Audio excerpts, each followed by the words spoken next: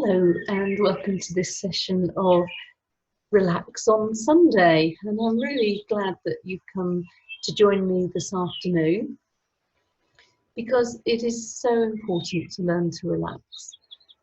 It's an anxious time for all of us at the moment, and practicing relaxation and teaching your children how to relax as well is one of the really important ways that we can develop resilience in difficult circumstances. If you're new to relaxation, you may find it difficult to concentrate today. Please don't worry. Thoughts do come in and out of people's minds as they're relaxing, but what's important is the intention you've brought with you today to come to learn this new skill. Like any new skill, like playing the piano, learning to cook, practice is really important. So I'd suggest that you have a go at a short relaxation session together or by yourself every day for a few minutes. And if you'd like some guided resources, you can go to our website at which is essexphysio.co.uk, and there are resources there. Also on playpauseunwind.co.uk, lots of different resources, and you'll see on our Facebook and website that there's a pre-recorded session that you can run through to help you practice with your relaxation. So what are we going to learn today? First thing I think that's important is that we're going to learn how our body feels when it's stressed and how we can counteract that. So first of all, what sort of things does the body do when we're stressed? I think one of the things that we're all aware of is that shoulders tend to go up. Muscles around the neck and shoulders can feel very tense. They can almost feel like you've got a coat hanger stuck across your shoulders sometimes.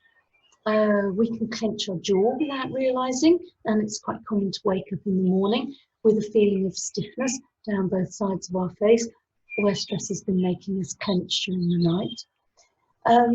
Hands can grip too hard. For example, if you're driving, you can grip the wheel too hard, or you can grip your pen too hard when you're writing. You can tap the keyboard with too much force. But hands can also become very busy, and you can start to fiddle with your hands or fiddle with your hair when you're stressed. Having a knot in our stomach is another thing that we commonly feel, and it's quite often that when we're stressed that our breathing gets very shallow in the top of our chest, and it can get quite fast as well.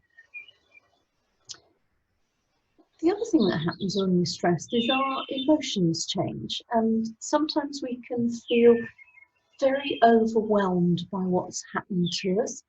We can get into a state of panic, or we can start to freeze up and feel that we can't react at all.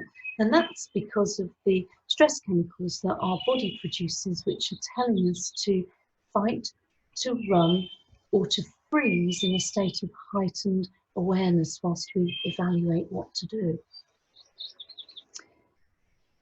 If we can recognise when our feelings are overwhelming us, we can actually choose to steady ourselves, and although we can't change what's happening, we can change the way that we react, and the skills we're going to learn today together are going to help you to do that.